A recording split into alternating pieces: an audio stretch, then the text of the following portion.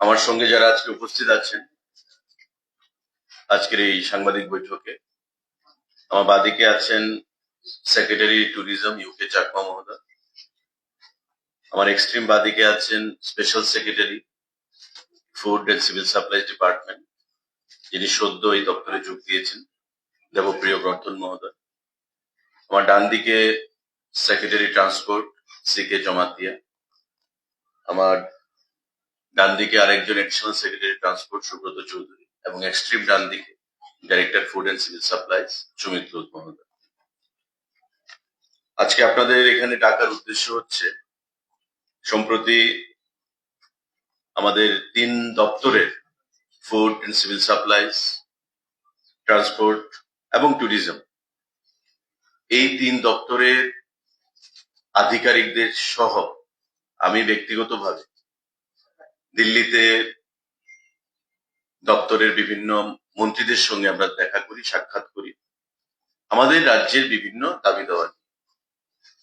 এবং খুবই গুরুত্বপূর্ণ কিছু ইস্যু আমরা উত্থাপন করি কেন্দ্রীয় খাদ্যমন্ত্রী, কেন্দ্রীয় পর্যটন মন্ত্রী, rail minister, civil aviation minister ওদের সাথে।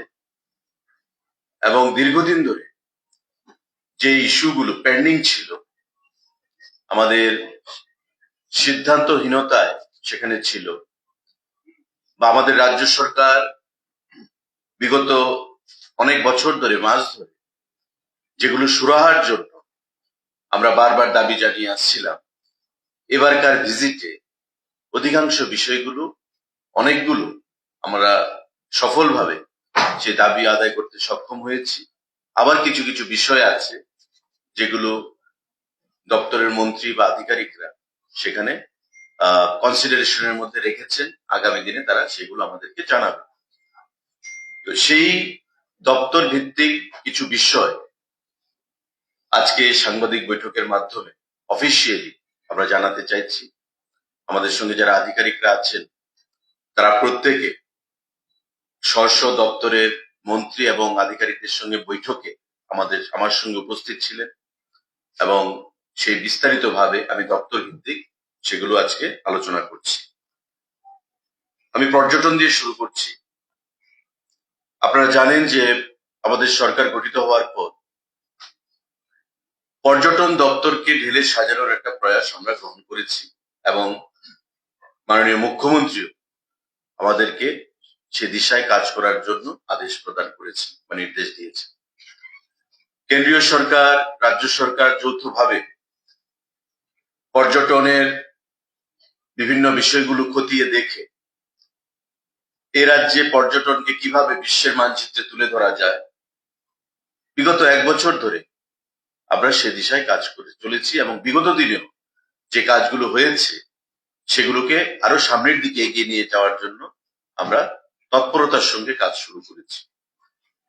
কেন্দ্রীয় সরকার আমাদেরকে যথেষ্ট সহযোগিতা করছে, এশিয়ান ডেভেলপমেন্ট ব্যাংক আমাদেরকে সহযোগিতা করছে, এবং মাননীয় পর্যটন মন্ত্রী কেন্দ্রীয় সরকারের শ্রী গজেন্দ্র সিং শেখাওয়াত এবারকার ভিজিটে আমাদেরকে যে সহযোগিতার আশ্বাস দিয়েছে, সেটা আগামী দিনে ত্রিপুরা পর্যটনকে একটা বিশেষ জায়গায় নিয়ে যাবে বলে আমরা বিশ্বাস রাখি, বিশ্বাস করি।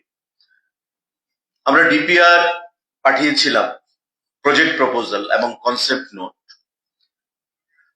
এই রাজ্যের পর্যটনকে আরো শক্তিশালী করে, পরিকাঠামোগত উন্নয়ন করে বহির্রাজ্যের পর্যটকদেরকে আকৃষ্ট করার জন্য যে প্রস্তাব আমরা পাঠিয়েছিলাম, সে বিষয়ে আমরা মাননীয় কেন্দ্রীয় পর্যটন মন্ত্রী গজেন্দ্র সিং শেখাওয়াতের সাথে মিলিত হই, এবং 3টি প্রজেক্ট নিয়ে আমরা কথা বলি। সেটা হচ্ছে উত্তর জেলার জামপুই, যে জামপুই আমাদের ত্রিপুরা রাজ্যের একমাত্র হিল স্টেশন, সেখানে একটা অপরিসীম পর্যটকদেরকে আকৃষ্ট করার সেখানে সমস্ত ধরনের সুযোগ রয়েছে, সুবিধা রয়েছে। আমরা আগেও বলেছি যে জাম্পুই হিল স্টেশনকে আমরা বিশ্বমানে পরিণত করতে চাই, রূপান্তরিত করতে চাই, এবং সেটাকে স্বপ্ন নিয়েই মাথায় রেখে আমরা ডিপিআর তৈরি করেছি, কেন্দ্রীয় সরকারের কাছে প্রেরণ করেছি, মিটিং হয়েছে আমাদের সেক্রেটারি লেভেল, জয়েন্ট সেক্রেটারি লেভেলে government of India, virtually meeting হয়েছে কেন্দ্রীয় মন্ত্রীর সাথে, এবং গত দিল্লি সফরে এবারকার মাননীয় মন্ত্রীর সাথে আমরা অফিসিয়ালি এই প্রজেক্ট রিপোর্ট, কনসেপ্ট নোট এবং ডিপিআর আমরা তুলে দিই।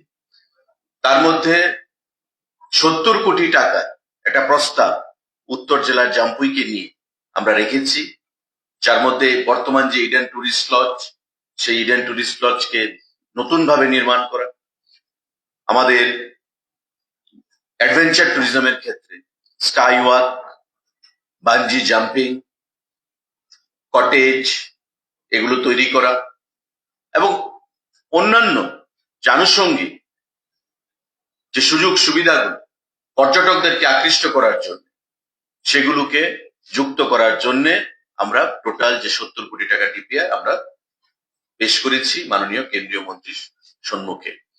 এবং তার বাইরে আমাদের পশ্চিম জেলা ভিত্তিক জিরানিয়ার এসএন কলোনিতে একটা প্রজেক্ট 50 কোটি টাকা, এবং আমাদের পার্শ্ববর্তী তুফানিয়া লুঙ্গা টি ট্যুরিজমের উপর 30 কোটি টাকা, অর্থাৎ পশ্চিম জেলা ভিত্তিক 80 কোটি টাকা এবং উত্তর জেলা ভিত্তিক 70 কোটি টাকা, 150 কোটি টাকার total project DPR concept note আমরা মাননীয় মন্ত্রীর সকাশে আমরা পেশ করেছি তার অনুমোদনের জন্য। এবং উনি আমাদেরকে আশ্বস্ত করেছেন, আমাদের প্রতিনিধি দলের সেক্রেটারি সাহেব ছিলেন, ডাইরেক্টর ট্যুরিজম ছিলেন, আমি ছিলাম, এবং পরিষ্কার ভাষায় উনি বলেছেন যে আগামী মার্চ মাসের পর সেই প্রজেক্টগুলোকে উনি স্যাংশন দেবেন, এবং আগামী দিনে খুব তৎপরতার সাথে যাতে এই প্রজেক্টগুলো কাজ সম্পন্ন হয় এবং আগামী দিনে যেন ত্রিপুরা একটা গুরুত্বপূর্ণ টুরিস্ট ডেস্টিনেশন হিসেবে আত্মপ্রকাশ করতে পারে। কারণ আপনারা জানেন যে ইতিমধ্যে এই প্রজেক্টগুলোর বাইরেও আমাদেরকে 51 শক্তিপীঠ তৈরি করার জন্য 97 কোটি 70 লক্ষ টাকার স্যাংশন প্রদান করেছে কেন্দ্রীয় সরকার, যার মধ্যে 67 ক্রোর 67 কোটি টাকা রিলিজও করে দেওয়া হয়েছে, টেন্ডার হয়ে গেছে গত পরশুদিন এই শক্তিপীঠ নির্মাণে, যেটা হবে উদয়পুর বন্দুয়ার এলাকায়। ভারত এবং ভারতের বাইরে যে 51 শক্তিপীঠ রয়েছে, আমাদের এই 51 শক্তিপীঠের রেপ্লিকা সেখানে তৈরি হবে, এবং তার সম্পূর্ণ ফান্ডিং 100% ফান্ডিং সেখানে আইকনিক প্রজেক্টের অধীন প্রদান করছে আমাদের কেন্দ্রীয় সরকার। তো স্বাভাবিকভাবেই এই 100 কোটি টাকার কাছে 97 কোটি 70 লক্ষ টাকা, এবং আগামী দিনে যে 150 কোটি টাকা আমাদেরকে প্রদান করা হবে, প্রায় 247 কোটি টাকার উপর, সেটা আগামী দিনে ত্রিপুরা ট্যুরিজমকে একটা বিশেষ জায়গায় নিয়ে যেতে সক্ষম হবে বলে আমরা আশা করি। এবং আমরা ধন্যবাদ জানাচ্ছি মাননীয় প্রধানমন্ত্রীকে, মাননীয় কেন্দ্রীয় পর্যটন মন্ত্রী শ্রী গজেন্দ্র সিং শেখাবত জিকে, এবং আমাদের মুখ্যমন্ত্রী, যিনি বরাবর আমাদেরকে অনুপ্রেরণা যোগান যাতে করে ত্রিপুরা রাজ্যের পর্যটনের ক্ষেত্রে একটা বিকাশ, পর্যটনের ক্ষেত্রে বিশ্বের মানচিত্রে আমরা রাজ্যটাকে নিয়ে যেতে পারি। কারণ এটা একটা এমন ক্ষেত্র যেটার মধ্যে লাইভলিহুড আর্নিং এর, রোজগারের যে সম্ভাবনা সেটা অপার এবং অপরিসীম। তো সেটাকে মাথায় রেখে আমরা যে প্রস্তাব কেন্দ্রীয় সরকারের কাছে পেশ করেছি, মাননীয় মন্ত্রী তার অনুমোদন দিয়েছেন, এবং আগামী কয়েক মাসের মধ্যে সে অর্থ আমাদেরকে প্রদান করা হবে এই প্রজেক্টগুলোর এগেনস্টে। সেটা আজকের এই সাংবাদিক বৈঠকের মাধ্যমে আমরা আপনাদেরকে সেটা জানান দিলাম রাজ্যবাসীর উদ্দেশ্যে। সাংবাদিক বন্ধুরা, আমাদের গুরুত্বপূর্ণ কিছু বিষয় মাননীয় রেল মিনিস্টার শ্রী অশ্বিনী বৈষ্ণব জির সাথে আমরা দেখা করেছি। ট্রান্সপোর্ট সেক্রেটারি ছিলেন সিকে জমাতিয়া মহোদয়, এডিশনাল সেক্রেটারি ছিলেন সুব্রত বাবু, এবং আমাদের অশ্বিনী বৈষ্ণবজি নিজে ছিলেন সেখানে। ত্রিপুরা রাজ্যের রেল পরিষেবা এবং এই রেল পরিষেবার বর্তমান যে সুযোগ সুবিধা তার শ্রীবৃদ্ধি ঘটানো, রাজ্যের জনগণের যে আশা আকাঙ্ক্ষা দাবি, সেটাকে মাথায় রেখে কিছু দাবি আমরা উত্থাপন করেছি মাননীয় রেলমন্ত্রীর কাছে। এবং আমরা যাওয়া মাত্র উনি আমাকে বললেন আমাদেরকে যে মাননীয় মুখ্যমন্ত্রীও এসেছিলেন গত কয়েকদিন আগে, ত্রিপুরা রাজ্যের রেল পরিষেবা, রেল যোগাযোগের বিষয় নিয়ে উনি কিছু দাবি উত্থাপন করেছেন।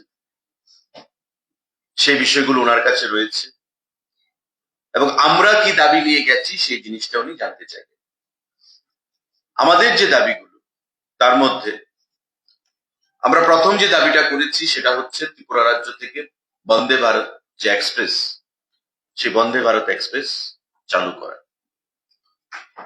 কারণ আমরা দেখেছি বন্দে ভারত এক্সপ্রেস ইতিমধ্যে ভারতীয় রেল পরিষেবার মধ্যে একটা বৈপ্লবিক সিদ্ধান্ত এবং অনেক জনপ্রিয়তা অর্জন করেছে। তাই আমরা দাবি করেছি ত্রিপুরা রাজ্য একসময় ছিল যে রাজধানী এক্সপ্রেস ত্রিপুরাতে আসবে, এটা স্বপ্নের বিষয় ছিল। কাঞ্চনজঙ্ঘা আসবে, এটা স্বপ্নের বিষয় ছিল। আগরতলা পর্যন্ত রেল পর্যন্ত আসবে, স্বপ্নের বিষয় ছিল। এবার আগরতলা থেকে সাবরুমে রেল যাবে, এটা কেউ কল্পনা করতে পারে, কিন্তু আজকে সেটা হয়েছে। ত্রিপুরা রাজ্যে 14টার বেশি এক্সপ্রেস ট্রেন আমাদের চালু আছে। 5 থেকে 6টা আমাদের লোকাল ট্রেন সেখানে চালু রয়েছে। তাই বন্দে ভারত এক্সপ্রেস পরিষেবা আমরা ত্রিপুরা রাজ্যের মানুষ যেন গ্রহণ করতে পারি এবং সুযোগ সুবিধা গ্রহণ করতে পারি, সেটা আমরা দাবি জানিয়েছি। উনি সেটাকে যৌক্তিকতা স্বীকার করে সেটা নোট উনি গ্রহণ করেছেন। এবং কিভাবে, যেহেতু ত্রিপুরা রাজ্যের একটা বিশাল অংশ, 2/3 অঞ্চল ফরেস্ট, উনি আমাকে বললেন যে ফরেস্টের একটা সমস্যা, তারপরেও কিভাবে সেটাকে অ্যাডজাস্টমেন্ট করা যায় আগামী দিনে আমার নজর থাকবে আগরতলা থেকে বন্দে ভারত পরিষেবা চালু করার জন্য। আমরা দাবি জানিয়েছি conversion of existing single line rail track into double line track. আমরা জানি যে ধর্মনগর থেকে সাবরুম পর্যন্ত যে লাইন আমাদের ট্র্যাক রয়েছে সেটা সিঙ্গেল লাইন। মাননীয় মুখ্যমন্ত্রী সেটা দাবি জানিয়েছে এবং আমরাও এবারকার ভিজিটে ওনার সঙ্গে কথা বলে দাবি জানিয়েছি যত সম্ভব শীঘ্রতার সঙ্গে তাড়াতাড়ি এই সিঙ্গেল লাইনকে ডাবল লাইনে কনভার্ট করা, যাতে পাশাপাশি দুটো ট্রেন একসাথে চলতে পারে। কারণ বাইরের আমরা দেখি বাইরের রাজ্যগুলোর সঙ্গে পাশাপাশি ডাবল নয় ট্রিপল লাইন, 4টা-5টা লাইন একসঙ্গে পাশাপাশি রেল যোগাযোগ হচ্ছে।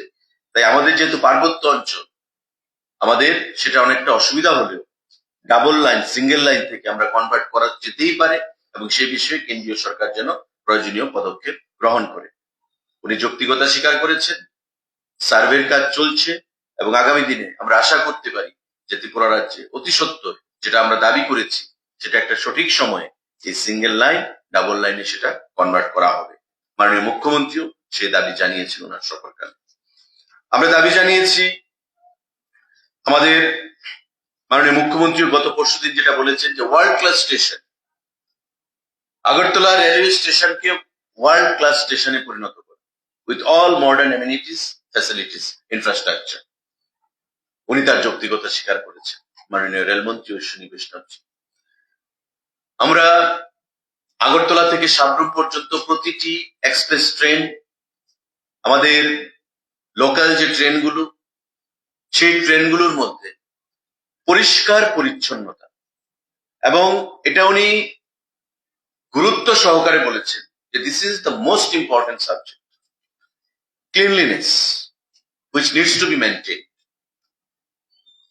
প্রতিটা ট্রেনে অনেক সময় পত্র পত্রিকা, বিভিন্ন সময় বিধানসভাতেও এসছে যে ট্রেনের মধ্যে যে পরিষ্কার পরিচ্ছন্নতাটা থাকা প্রয়োজন সেই জিনিসটা হচ্ছে না।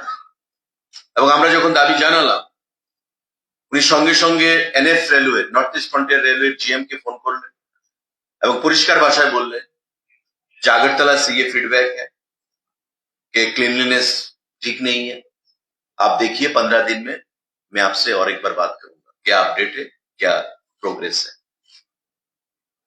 পরিষ্কার ভাষায় উনি জিএম এনএফ রেলওয়ে কে বললেন যে 15 দিনের মধ্যে আমি আপনাকে আবার বসবো, কথা বলবো। 15 দিনের মধ্যে আপনি আমাকে বলবেন যে কি অ্যাকশন হয়েছে।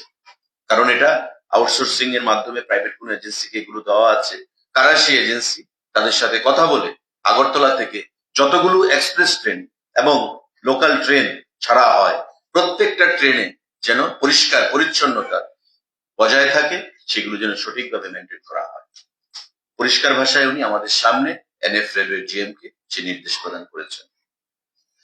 সাংবাদিক বন্ধুরা, আপনারা জানেন যে আমাদের পার্শ্ববর্তী শেখেরকোটে আইওসিএল দ্বারা, ইন্ডিয়ান অয়েল কর্পোরেশন দ্বারা একটা ডিপো তৈরি হচ্ছে, যেখানে আমরা পেট্রোল এবং ডিজেলের স্টক রাখবো।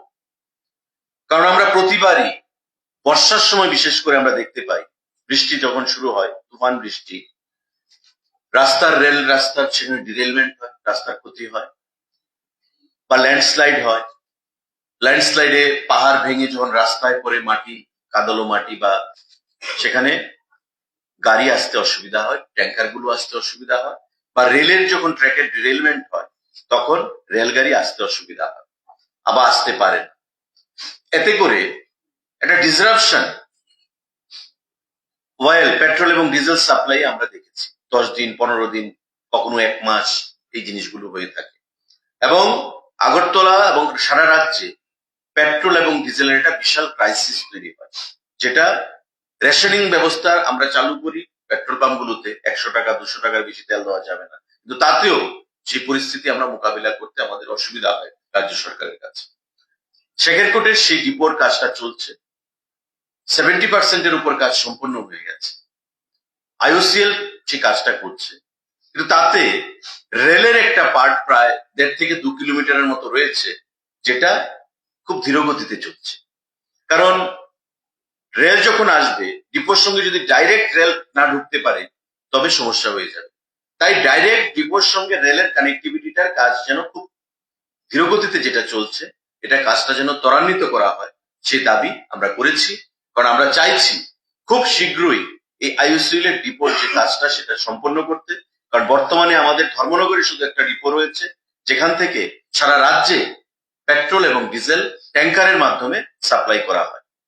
ধর্মনগর যদি কোনো সমস্যা হয়, বা আসাম-আগরতলা রুটে কোনো সমস্যা হলো, বা ধর্মনগরের পরে 18মুড়া, বরমুড়া, লংতরাই ভ্যালি, তাতে কোনো যদি সমস্যা হয় রাস্তাঘাটে, তবে কিন্তু আমরা আগরতলা ডিসকানেক্ট হয়ে যায় বাকি রাজ্যের সঙ্গে, মানে অঞ্চলগুলোর সঙ্গে পেট্রোল এবং ডিজেলের সাপ্লাই নিয়ে বিশাল অসুবিধার আমাদের মধ্যে পড়তে হয়।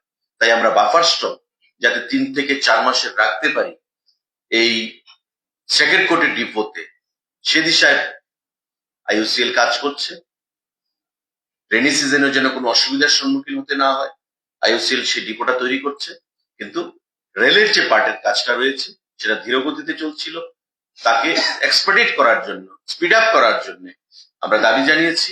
উনি তৎসঙ্গে ওনার অফিসারকে সেটা নির্দেশ দিয়েছেন, এবং এই কাজ যেন ত্বরান্বিত করা হয়, টাইমলি যেন কাজ সম্পূর্ণ হয়, সেই জন্যই উনি ওনার অফিসারদেরকে নির্দেশ প্রদান করেছেন। আমরা তার প্রতি কৃতজ্ঞতা জানাই, এবং আমরা বিশ্বাস করি যে রেলওয়ে কর্তৃপক্ষ থেকে এই কাজটা সঠিক সময়ের আগেই সেটা সম্পূর্ণ করা হবে। সাংবাদিক বন্ধুরা, আমাদের আরেকটা দাবি ছিল Agartala Guwahati intercity train service. Agartala এবং গুয়াহাটির মধ্যে train service, intercity train service facility আমরা আমাদের দাবির মধ্যে সেটাকে উত্থাপন করেছি। এবং আগরতলা জম্মু, আগরতলা পুরী এবং আগরতলা গয়া এক্সপ্রেস যেন চালু করা হয়, সেই দাবি আমরা মাননীয় রেলমন্ত্রী শ্রী বৈষ্ণবজির কাছে আমরা প্রদান করেছি। আরেকটা গুরুত্বপূর্ণ দাবি যেটা আমরা রেখেছি, এটা অনেকেই আমার কাছে ব্যক্তিগতভাবে দাবি করেছেন ট্রান্সপোর্ট মিনিস্টার হিসেবে, রেল বিষয়ে arrangement for stoppage of Kanchenjunga express at Belonia, Teliamura and Manu railway station. Kanchenjunga stoppage সব জায়গায় দেয় না, তাই তাদের একটা দাবি দীর্ঘদিন ধরে, আমাকে অনেকে বিও লেটারও দিয়েছেন, যে বেলোনিয়া স্টেশনে কাঞ্চনজঙ্ঘার একটা স্টপেজ দেওয়া হোক 5 মিনিটের হলেও, তেলিয়ামুড়া স্টেশনে কাঞ্চনজঙ্ঘার একটা স্টপেজ দেওয়া হোক, এবং মনু রেলওয়ে স্টেশনে কাঞ্চনজঙ্ঘার একটা স্টপেজ দেওয়া হোক। সেই দাবি আমরা মেমোরেন্ডাম আকারে মাননীয় রেলমন্ত্রীর কাছে রেখেছি, এবং উনি যত্ন সহকারে আমাদের এই দাবিগুলো নোট নিয়েছেন। তৎক্ষণাৎ কিছু আধিকারিককে নির্দেশ প্রদান করেছেন কিছু কিছু বিষয়ের উপর, আর বাকি দাবিগুলো উনি বলেছেন যে মাননীয় মুখ্যমন্ত্রী যেগুলো দাবি পেশ করেছেন সেগুলো এবং আমাদের দাবি মিলিয়ে উনি কম্পাইল করে আগামী দিনে প্রয়োজনীয় পদক্ষেপ গ্রহণ করবেন। আমরা বিশ্বাস করি যে আগামী দিনে মাননীয় রেলমন্ত্রী, মাননীয় মুখ্যমন্ত্রী এবং আমাদের তরফ থেকে যে দাবি উত্থাপন করা হয়েছে মাননীয় মন্ত্রীর কাছে সেগুলোর উপর কাজ হবে এবং রাজ্যের রেল পরিষেবার ক্ষেত্রে একটা নতুন দিগন্তের আমাদের সূচনা হবে আগামী দিন।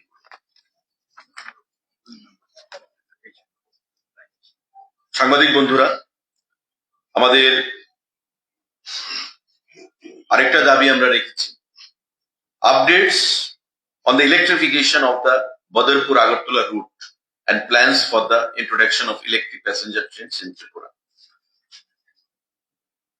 বদরপুর এবং আগরতলার যে রুট ট্রেনের তার সম্পূর্ণ ইলেকট্রিফিকেশন, তার কাজ কতটুকু হয়েছে তার আপডেট আমরা চেয়েছি এবং আগামী দিনে প্যাসেঞ্জার ট্রেন ইলেকট্রিক ভাবে আমরা করতে পারি সে দিশায় যেন আমাদেরকে সেখানে দেওয়া হয়, সুযোগ দেওয়া হয় বা দপ্তর যেন সে দিশায় কাজ করে সে বিষয়ে আমরা দাবি উত্থাপন করেছি। অর্থাৎ টোটাল লাইনটাকে ইলেকট্রিফিকেশনের মাধ্যমে এনে সেটা যেন আগামী দিনে আরো রেলের যে স্পিড সেটাকে ত্বরান্বিত করা হয়। যদিও সেটা সার্ভে চলছে, ট্রায়াল রান চলছে, সেগুলোর উপর কাজ হচ্ছে, কিন্তু তারপরেও আমরা সেই দাবিগুলো রেখেছি যাতে আগামী দিনে রাজ্যের মানুষের রেল পরিষেবার ক্ষেত্রে একটা বিশেষ সুযোগ তারা গ্রহণ করতে পারে। সাংবাদিক বন্ধুরা, রেলমন্ত্রীর সঙ্গে সাক্ষাতের পর আমরা মাননীয় খাদ্য দপ্তরের মন্ত্রী প্রহ্লাদ যোশীজি, ওনার সঙ্গে আমরা সাক্ষাৎ করেছি এবং ধন্যবাদ জানাবো মাননীয় খাদ্যমন্ত্রীকে, শ্রী প্রহ্লাদ যোশী, যিনি কিছুদিন আগে আমাদের রাজ্যে এসেছেন এবং মাননীয় মুখ্যমন্ত্রী পৌরোহিত্যে একটা মিটিংও করেছেন, যে আমাদের দাবিগুলো নিয়ে উনি আলোচনা করেছেন এবং central food secretary, joint secretary, তিনজন জয়েন্ট সেক্রেটারি ছিলেন এবং সেক্রেটারি ফুড ছিলেন, ফুড অ্যান্ড কনজিউমার অ্যাফেয়ার্স, মন্ত্রী নিজে ছিলেন, আমাদের তরফ থেকে আমি ছিলাম মন্ত্রী হিসেবে, আমার স্পেশাল সেক্রেটারি ফুডের দেবপ্রিয় বর্ধন মহাশয় ছিলেন এবং ডাইরেক্টর ফুড সুমিত মহাশয় ছিলেন। আমরা যে দাবিগুলো পেশ করেছি সেই দাবিগুলো দীর্ঘদিন ধরে কিছু পেন্ডিং ইস্যুস আমাদের ছিল 2021 সাল থেকে, যেগুলো অ্যাড্রেস করা হয়নি। তার মধ্যে 53,17,00,000 টাকা আমাদের রিইম্বার্সমেন্ট বা সাবসিডি, এই টাকাগুলো খাদ্য দপ্তরের পেন্ডিং ছিল গভর্নমেন্ট অফ ইন্ডিয়ার কাছে। ট্রান্সপোর্টেশন চার্জ, আমাদের বিভিন্ন যে খরচগুলো ফুড দপ্তর থেকে আমরা করে থাকি সেই খরচগুলো কোনো কোনো জিনিস 70% কেন্দ্রীয় সরকার দিচ্ছে, 30% আমাদের দিতে হচ্ছে। আবার কোনো কোনো জিনিস 75% দিচ্ছে, 25% আমাদের দিতে হচ্ছে। তো এমন সমস্ত কিছু মিলিয়ে 2021-22, 2022-23, 2022-23-24 এমন ইয়ার ওয়াইজ অনেক অর্থ, টোটাল যে ধরুন 21-22-এ টোটাল আমরা ক্লেম করেছি 35,22,00,000 টাকা, আমাদেরকে দেওয়া হয়েছে মাত্র 15,34,00,000 টাকা। 19,88,00,000 টাকা পেন্ডিং ছিল, যা দেওয়া হচ্ছিল না। 2022-23-এ আমাদের টোটাল ক্লেম ছিল 28,12,00,000 টাকা, তার মধ্যে 21 কোটি টাকা দেওয়া হয়েছে, 6 কোটি টাকার উপর পেন্ডিং ছিল, দেওয়া হচ্ছিল না। আমাদের 21-22-এ এনএফএস এর রেগুলার এনএফএস এর স্কিমের এগেনস্টে 31,47,00,000 টাকা আমাদের ক্লেম ছিল, 22 কোটি টাকা আমাদেরকে দিয়েছে, 9,46,00,000 টাকা পেন্ডিং ছিল। এমন ইয়ার ওয়াইজ সিন্স 2021-22 ফিনান্সিয়াল ইয়ার আজ পর্যন্ত আমাদের 53,17,00,000 টাকা আমরা কেন্দ্রীয় সরকার থেকে পাইনি, যেগুলো আমাদের দপ্তর থেকে প্রতিনিয়ত তাদেরকে রিমাইন্ডার দেওয়া হতো। কিন্তু বিভিন্ন জটিলতা, বিভিন্ন কোয়ারিজ, বিভিন্ন টেকনিক্যাল প্রবলেম, তার জন্য সেই টাকাগুলো আমাদের কাছে দেওয়া হয়নি।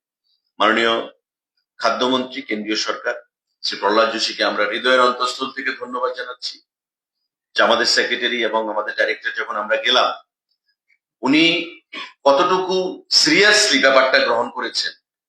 উনি ওনার সেক্রেটারিকে এবং আরো 3জন জয়েন্ট সেক্রেটারি টিম উনি বসিয়ে আমাদের মেমোরেন্ডাম গ্রহণ করেছেন এবং পয়েন্ট ওয়াইজ ডিসকাশন হয়েছে এবং সেক্রেটারিকে নির্দেশ দিয়েছেন। সেক্রেটারি পরিষ্কার ভাষায় বলেছেন, food secretary government of India, যে আগামী কিছুদিনের মধ্যে আমাদের এই 53,17,00,000 টাকা আমাদের অ্যাকাউন্টে দিয়ে দেওয়া হবে। কিছু কোয়ারিজ ছিল, it has been replied by our department, Food and Civil Supplies Department. Now they are satisfied. Very shortly the entire amount will be transmitted to our account. যেটা বিগত 5-6 বছর ধরে আনরিজলভ ছিল, আনএড্রেস ছিল, সেই বিষয়টা আমরা এবারকার সফরে মাননীয় স্পেশাল সেক্রেটারি ফুড এবং ডাইরেক্টর ফুডকে নিয়ে আমরা ওনার সঙ্গে মিট করেছি মন্ত্রী এবং আধিকারিকদের উপস্থিতিতে। সেই বিষয়টা আমরা একটা সমাপ্ত করতে পেরেছি। এই 53 কোটি টাকা আমাদের খাদ্য দপ্তরের অ্যাকাউন্টে খুব শীঘ্রই চলে আসবে। আরেকটা খুশির খবর, আমরা দাবি জানিয়েছি যে setting up of food Corporation of India regional office at Agartala, FCI এর রিজিয়নাল অফিস আগরতলায় করার জন্য আমরা দাবি জানিয়েছি আমাদের মেমোরেন্ডাম। মাননীয় মন্ত্রী তৎক্ষণাৎ সেক্রেটারিকে বললেন, সেক্রেটারি এগ্রি করলেন এবং মন্ত্রী নিজে বললেন যে मैं खुद जाके उसका उद्घाटन करूंगा। আমাদের আগরতলাকে, ত্রিপুরাতে আগরতলাতে Food Corporation of India regional office হবে, তার জন্য জায়গা চাওয়া হচ্ছে আমাদের কাছে। আমরা বলেছি যে আপনারা অফিসিয়ালি আমাদেরকে রিটেন দিন কতটুকু জায়গা লাগবে। মাননীয় মুখ্যমন্ত্রীর সাথে কথা বলে আমরা সেই জায়গা এফসিআই কে দেব এবং সেই জায়গায় এফসিআই রিজিয়নাল অফিস আমাদের ত্রিপুরা রাজ্যে তৈরি হবে। এটা আমাদের এবারকার দিল্লি সফরে এটা বিশেষ পাওনা, বাড়তি পাওনা, যা আমাদের Food Corporation of India regional office আগরতলাতে হচ্ছে।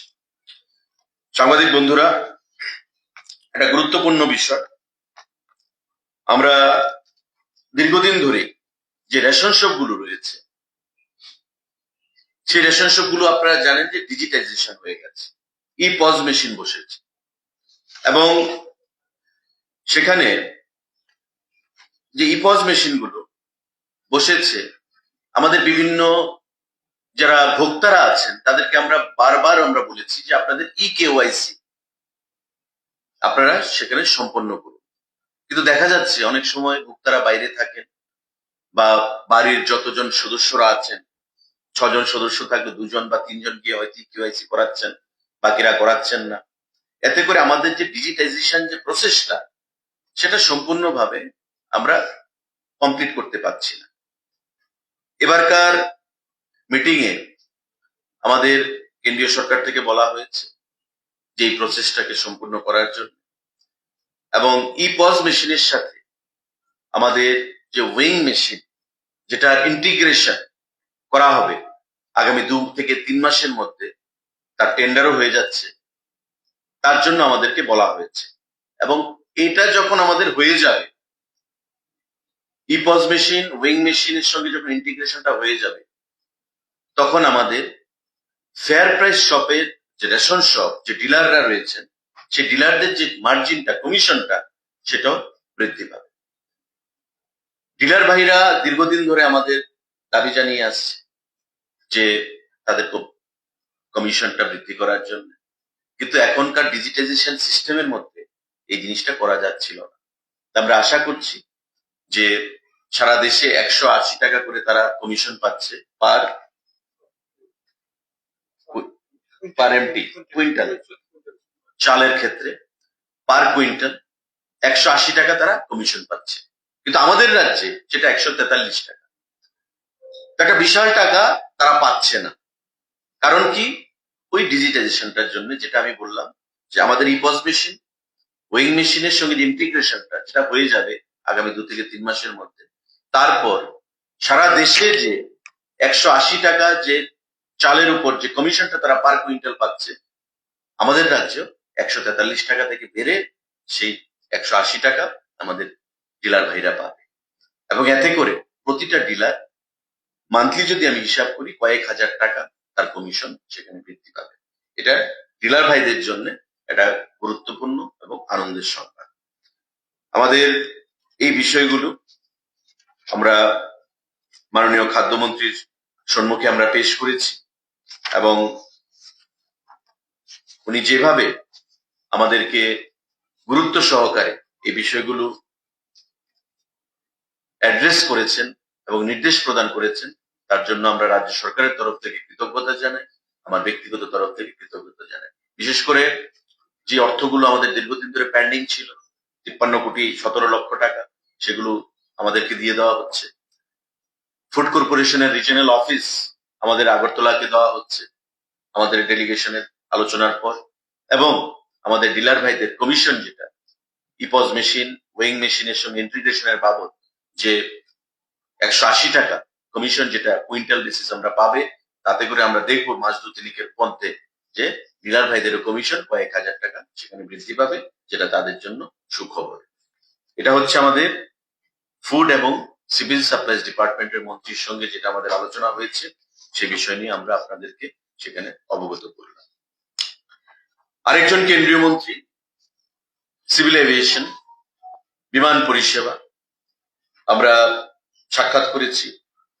ট্রান্সপোর্ট সেক্রেটারি ছিলেন, এডিশনাল সেক্রেটারি ছিলেন, আমাদের ট্যুরিজম সেক্রেটারি ছিলেন আমাদের সাথে, এবং যে রামমোহন নাইডু যিনি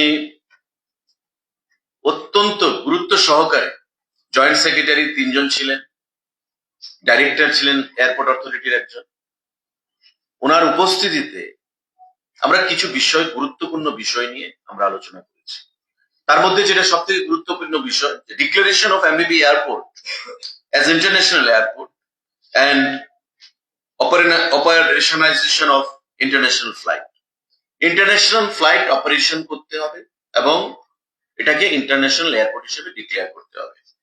আপনারা জানেন যে ইতিমধ্যে আমাদের এমবিবি এয়ারপোর্টকে কাস্টমস এয়ারপোর্ট হিসেবে কিন্তু ডিক্লেয়ার দেওয়া হয়েছে বিগত বছর। তারপর আমাদের ইমিগ্রেশন আমরা দাবি জানিয়েছি, কারণ ইন্টারন্যাশনাল এয়ারপোর্ট করতে গেলে ইমিগ্রেশন চেকপোস্ট লাগবে। তাই এই আগরতলা এয়ারপোর্টকে যেন ইমিগ্রেশন চেকপোস্ট এয়ারপোর্ট হিসেবে ঘোষণা করা হয়, তারপর ইন্টারন্যাশনাল এয়ারপোর্ট ঘোষণা করা হবে। উনি সমস্ত বিষয় উনি জানতে চেয়েছেন। বিগত দিনে আমরা যে ভাইবিলিটি গ্যাপ ফান্ড হিসাবে 15 কোটি টাকা স্পাইস জেটকে প্রদান করেছি, অ্যাডভান্স মানি হিসাবে প্রায় 3,85,00,000 টাকা আমরা প্রদান করে রেখেছি, সে বিষয়ে উনি অবগত হয়েছেন এবং সম্পূর্ণ বিষয়গুলো বিচার করে উনি বলেছেন যে খুব শীঘ্রই, কারণ মিনিস্ট্রি অফ হোম অ্যাফেয়ার্স সেই ইমিগ্রেশন যে চেকপোস্ট সেটাকে ঘোষণা দিতে হবে, তাই উনার দপ্তর থেকে মিনিস্ট্রি অফ হোমের সঙ্গে আলোচনা করে খুব শীঘ্রই কিভাবে আগরতলা এয়ারপোর্টকে ইমিগ্রেশন চেকপোস্ট সেখানে এয়ারপোর্ট হিসেবে ঘোষণা করা যায় সে বিষয়ে উনি ব্যবস্থা গ্রহণ করবেন এবং আগামী দিনে ইন্টারন্যাশনাল ফ্লাইট চালুর ব্যাপারে তখন আলোচনা হবে। আমাদের কৈলাসহর এয়ারপোর্ট যেটা দীর্ঘদিন ধরে পরিত্যক্ত অবস্থায় রয়েছে, সবচেয়ে আনন্দের বিষয় হচ্ছে সমস্ত বিষয় উনি জানতে চেয়েছেন, কারণ কৈলাসহর এয়ারপোর্টে যদি আমরা আবার অপারেশন শুরু করতে চাই, তবে সাউদার্ন পার্ট এবং নর্দার্ন পার্টে আমাদের ল্যান্ড একুইজিশন করতে হবে, তাতে করে কয়েকশো কোটি টাকা রাজ্য সরকারকে বহন করতে হবে, যেটা কেন্দ্রীয় সরকার করবে না। তাই বর্তমান যে পরিকাঠামো রয়েছে আমরা দাবি জানিয়েছি যে বর্তমান পরিকাঠামোকে ব্যবহার করে সেটাকে রিনোভেশন, রিফার্বিশমেন্ট করে আমরা ছোট ফ্লাইট সেখান থেকে চালনা করতে পারি।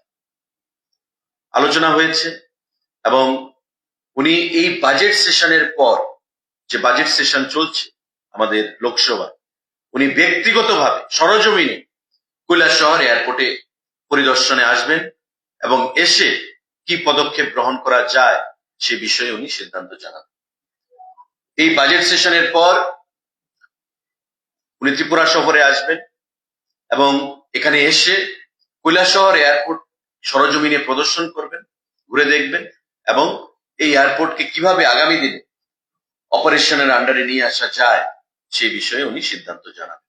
এটা আমাদের কাছে অত্যন্ত আনন্দের বিষয়, কারণ দলমত নির্বিশেষে কৈলাসহরের শাসক দল, বিরোধী দল প্রত্যেকেই চাইছে, আমরা চাইছি, মুখ্যমন্ত্রী চাইছেন যাতে এই কৈলাসহর এয়ারপোর্টের অপারেশন আমরা পুনরায় চালু করতে পারি, ফ্লাইট সার্ভিস চালু করতে পারি।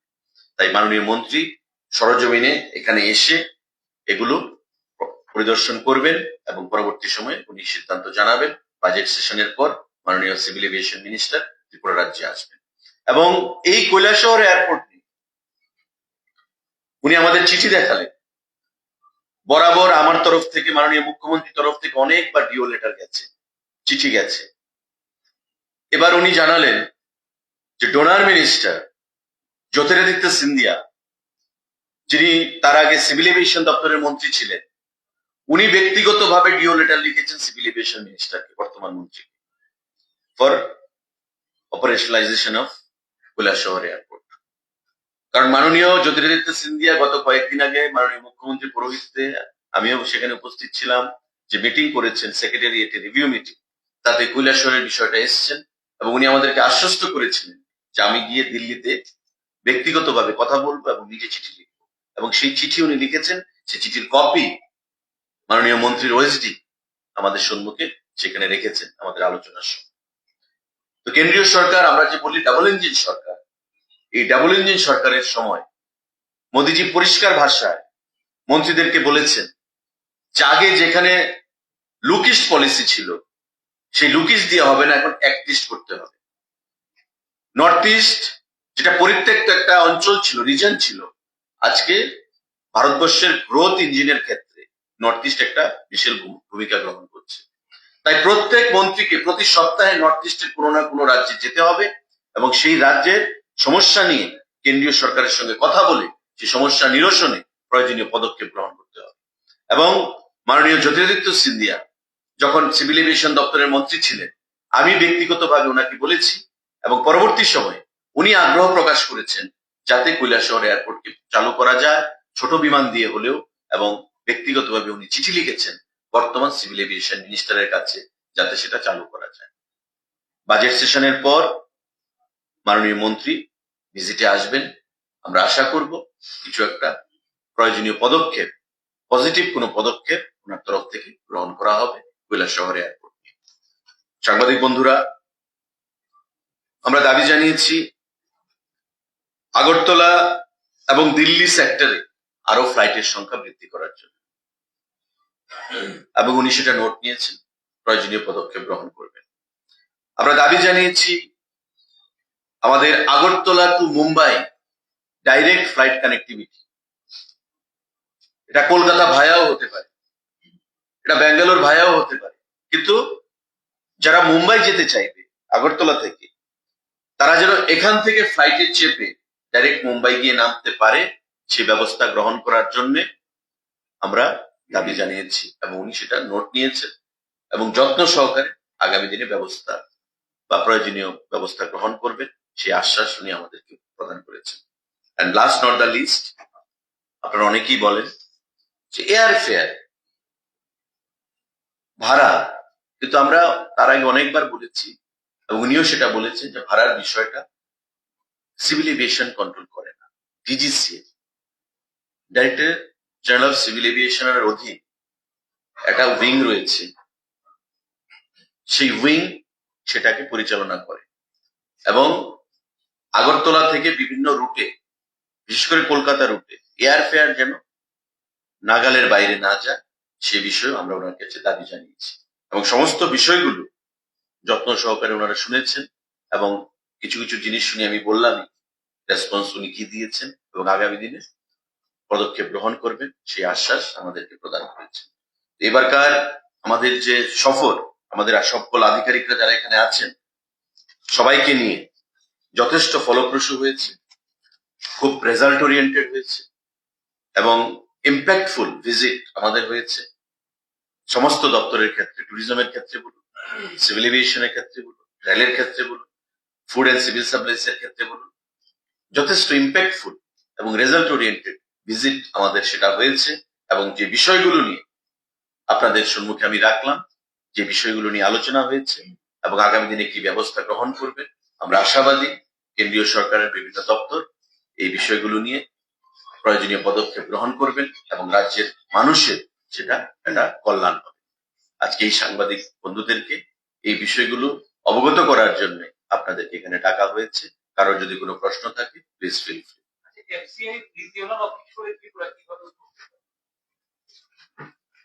এফসিআই রিজিয়নাল অফিস আমাদের এফসিআই এর সঙ্গে প্রতিনিয়ত আমাদের যে চালের কোটা, আমাদের যে গমের কোটা বা আমাদের সমস্ত যে কোটা যাই পাই আমরা এফসিআই থেকে, আমাদের আগরতলায় যদি রিজিয়নাল অফিস হয় তবে ডাইরেক্টরেট এবং ফুডের সঙ্গে এফসিআই এর আমাদের ডাইরেক্ট কানেকশন থাকে বর্তমানে, যেটা আমাদের করসপন্ডেন্সের উপর নির্ভর করতে হয়।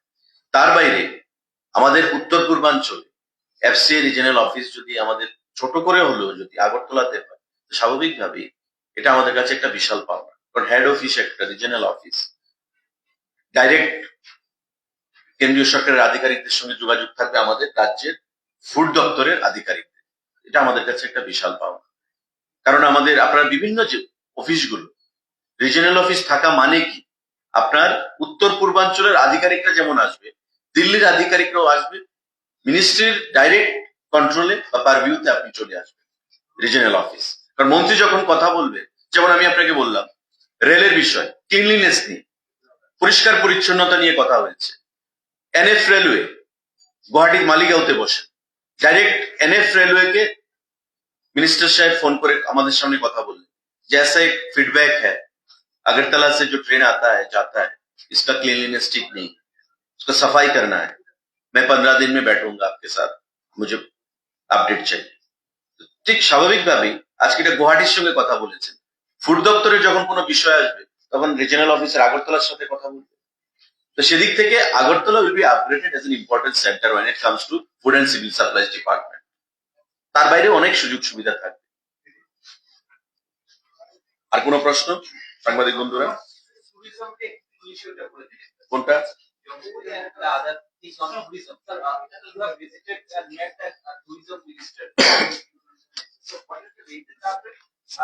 Which are the sectors in which you are investing or you are trying to bring tourism development in these sectors? The government of Tripura, after especially led by our government, has been given keen interest and emphasis in promoting tourism infrastructure in a holistic manner. And in connection of that, we have submitted various project reports to Government of India and Asian Development Bank also. And some infrastructural works have been going on in full swing. In the coming times, we expect when this entire projects will be completed, in the horizon of tourism will reach to a zenith of success. When it comes to the Swadesh Darshan, which is launched by Government of India as a flagship program under Tourism Department, we have submitted 3 DPRs this time along with concept note, and myself along with Secretary Tourism UK Chakma, Director Tourism Prashant Badal Negi, handed over a memorandum with these demands for sanctioning of 150 crore extra. And he has been kind enough to accept our memorandum and give us the assurance for getting this project sanctioned in the coming times. Out of which 70 crore DPR has been prepared for upgradation of infrastructural facilities and development in the North District based in Jampui region. We are going to add adventure tourism also therein, like skywalk, bungee jumping, and at last not the least, the upgradation of Eden Tourist Lodge as a whole in a holistic manner. 70 crore DPR has been prepared and sent to, handed over to the Honorable Minister for sanction. This apart, when it comes to West District, we have given a separate DPR and concept note for bringing SN Colony area, which comes under Jirania subdivision, with a proposal of 50 crore, and also in addition to that, 30 crore for Tufania Lunga Tea Estate. Altogether, cumulative to 150 crore. So, he has been very kind enough, generous enough to give us the assurance for sanction of the entire project, and very shortly, within next 2-3 months, the entire amount will be released to us. And before that also, if people are aware, tender has also been floated that for construction of or coming out with 51 Shaktipeeths, replica of 51 Shaktipeeth. They have sanctioned 97.70 crore, which is coming up at Bandwar area under Kumoti, Udaipur subdivision. So in broad spectrum, in a holistic manner, the tourism of Tripura will be taken to the zenith of success in the coming times, and we believe that under the able stewardship of our Honorable Prime Minister, our Tourism Minister Gajendra Singh ji, and also the visionary leadership of our Honorable Chief Minister Professor Dr. Manik Shah, will be able to achieve our goal in the coming times. Sorry. Tufania Longa.